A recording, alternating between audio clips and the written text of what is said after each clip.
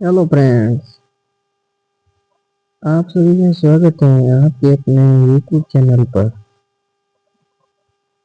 आज अपन राजस्थान कला संस्कृति के अंदर क्लास 10th की बुक के अंदर एक टॉपिक दिया हुआ है, राजस्थानी भाषा और साहित्य। इस टॉपिक से प्रत्येक राजस्थान के एग्जाम में एक या दो क्वेश्चन पूछा जाता है। इसमें साहित्यकारों की रचना देखेंगे हम, और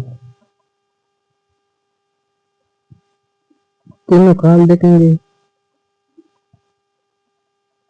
आधुनिक काल की रचनाएं हैं, प्राचीन काल की रचनाएं हैं, मध्य काल की रचनाएं हैं।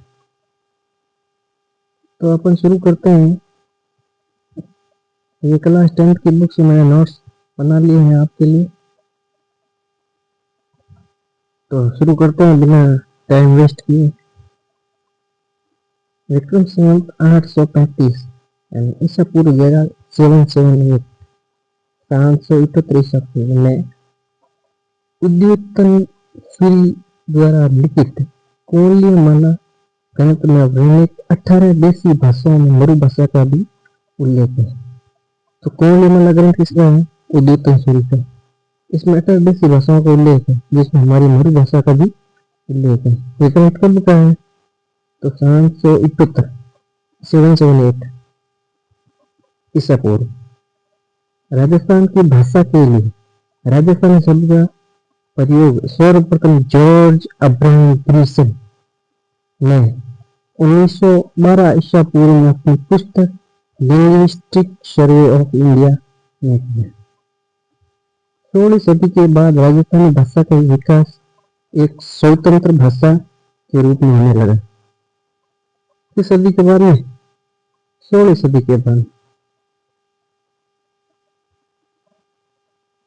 राजस्थानी भाषा का विकास मरु गुर्जरी अपभ्रंश का मत अधिक उचित है।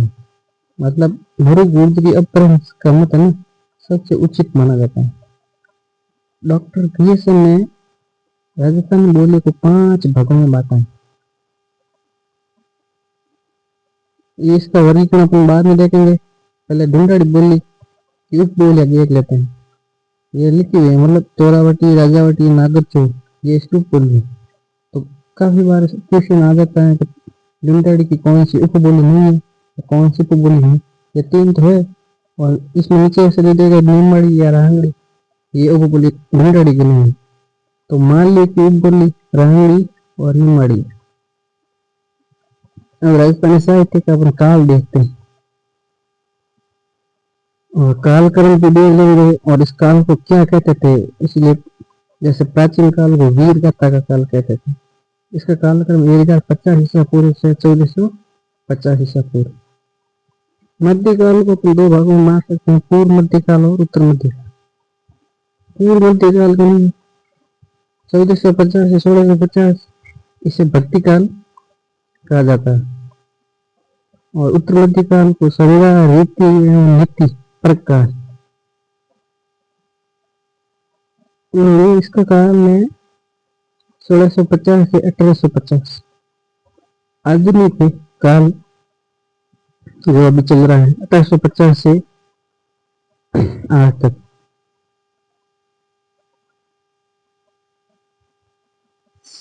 श्रीधर व्यास, इनका ग्रंथ है रणमल छंद। इसका ये प्राचीन काल का ग्रंथ है। तो श्रीधर व्यास का ग्रंथ का नाम क्या है? तो रणमल छंद। फिर माधवदास दजवाड़िया का ग्रंथ है राम रसो। राम रसो किसका ग्रंथ है? माधवदास दजवाड़िया का।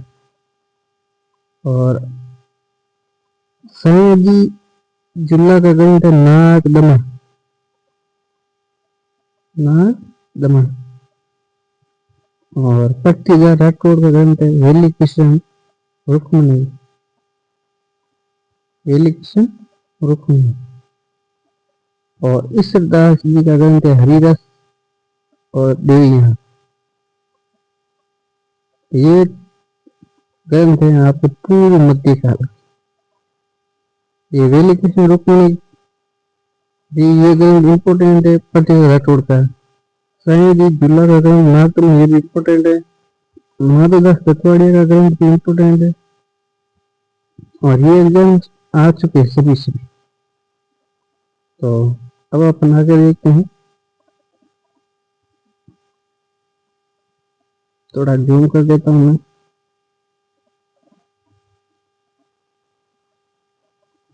करपराम बारट का ग्रंथ है धैर्य सोटा और मोतिया सोटा और राजेरा सोटा। धैर्य सोटा, मोतिया सोटा, राज्य सोटा, ये करपराम बारट। मालेश चारण की रचना है चक्रिया सोटा। कन्हैयालाल सेठ रमणीय रसोटा। फिर बात करते हैं अपन कन्हैयालाल सेठ की बहुत सारी रचनाएं, वो बाद में देखेंगे। ये सोटा ये साथ में देख सोटा सोटा।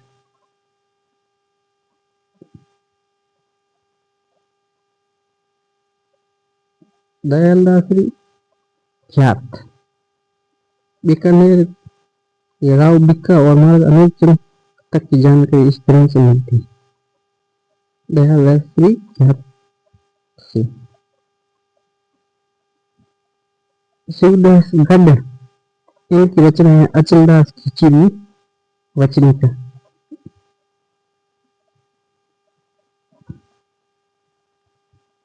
अचलदास खिचड़ी वचनिका ये है किसका है?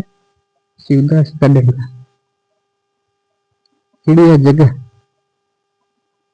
इनका ग्रंथ है डॉक्टर रतन सिंह महेश दसोत्री वचनिका, ये ग्रंथ है। ये सब एग्जाम में आ चुके ग्रंथ है। जमाल, राजस्थानी काव्य का मात्रिक छंद, उसे जमाल कहते हैं। किशोरदास, किशोरदास का ग्रंथ है राज प्रकाश। और कवि कर्णदास का ग्रंथ है सूरज प्रकाश।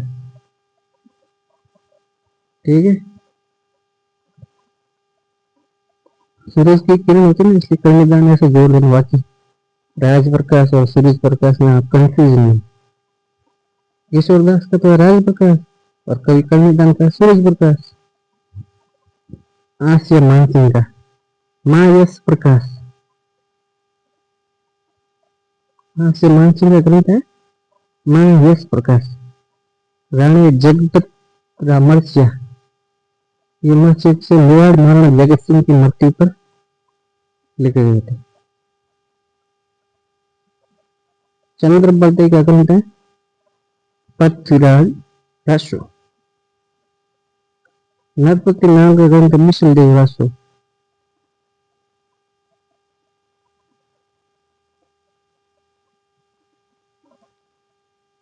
गिरदरास्य का ग्रंथ है संगत रासो।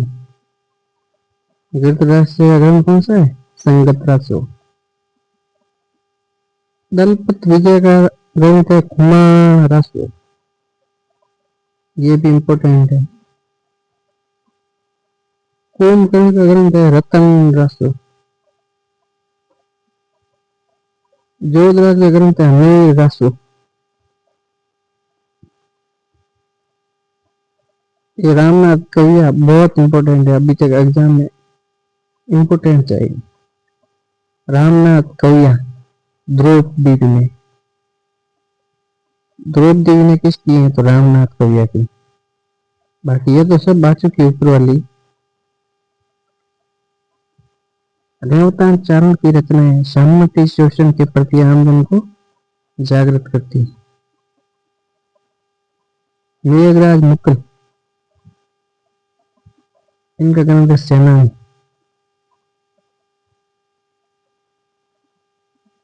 सत्य प्रकाश जोशी, इनका ग्रंथ राधा।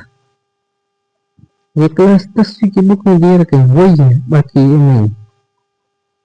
इसलिए ये कर्मचारी चयन बोर्ड और आरपीसी यहाँ से क्वेश्चन बना लेते हैं।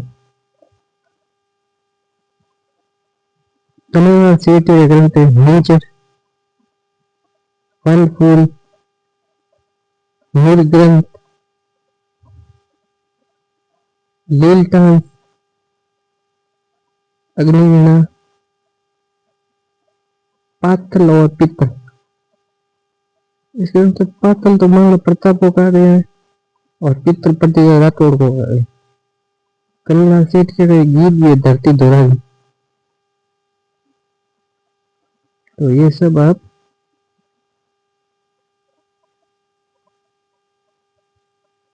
एक बार और देख लेना क्लास, ताकि आपको पूरा याद हो जाएगा। साथ में लिखने से ज्यादा सुनने और देखने में ज्यादा याद होता है।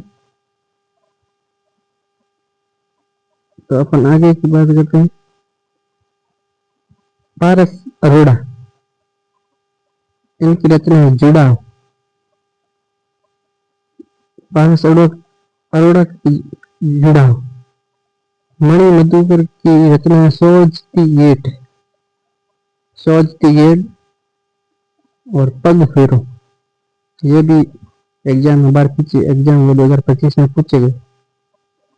तेज सिंह योद्धा, इनकी रचना है कठई की वेगो है। तेज सिंह योद्धा की रचना है कठई की वेगो है। गोवर्धन सिंह शेखावत, इनकी रचना है गांव। गांव किसकी रचना है? तो गोवर्धन सिंह शेखावत। हरीश बद्दानी, इनकी रचना है बुल्ले शरणातो और माता में भूगोल। माता में भूगोल और बुल्ले शरणातो है हरीश बद्दानी। चंद्र प्रकाश देवल, इनकी रचना है पाजी, कावड़ और मार्ग। पाजी, कावड़, मार्ग। अर्जुन देव चरण, इनकी रचना है रिंग रोड, इम्पोर्टेंट है। रिंग रोड किसकी है? तो अर्जुन देव चरण की। मालचंद तिवारी, इनका ग्रंथ के उतरियो है अब। ये किसका है? मालचंद तिवारी का। के उतरियो है अब। नेक्स्ट बात करते हैं अपन। शिवचंद्र भरतिया को राजस्थानी का प्रथम आधुनिक गद्यकार कहा जाता है। ये लाइन पिछले एग्जाम में पूछी गई थी 2025 में। रानी लक्ष्मी कुमारी चुंडावत, इनकी रचनाएं देखते हैं हम। मांझल रात, मांझल रात। अमोलक बाता, दूसरी रचना है अमोलक बाता। फिर तीसरी रचना है गिर ऊंचा ऊंचा गड्ढा। ये सब इंपॉर्टेंट है। ये चौथी है मुमन। फिर पांचवी केरे चकवा बात। ये सब रानी लक्ष्मी कुमारी चंद्रावत की रचना है। विजयदान देता अगले साहित्यकार है। इनकी रचना में तो सबसे इम्पोर्टेंट बाता है फुलवारी। ये 14 खंडों में है बाता फुलवारी।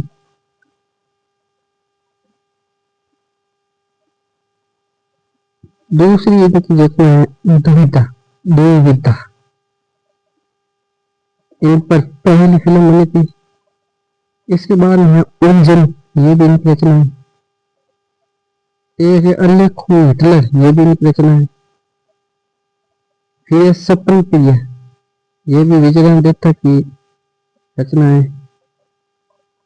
फिर चौधराम की चतुराई, ये भी इनकी रचना है। फिर यहाँ पे यादवेंद्र चंद्र, यादवेंद्र शर्मा चंद्र, इनकी भी रचना है जमरो। दूसरी रचना है समंदर धार।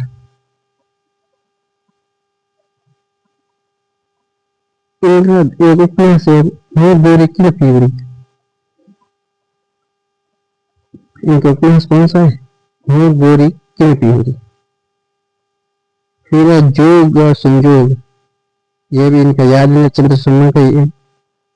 फिर है चांदा शेटानी, ये भी इनका ही है।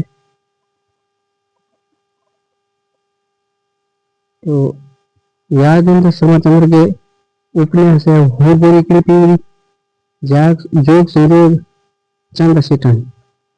और इनकी रचना है जमारो, शर्मिला थार।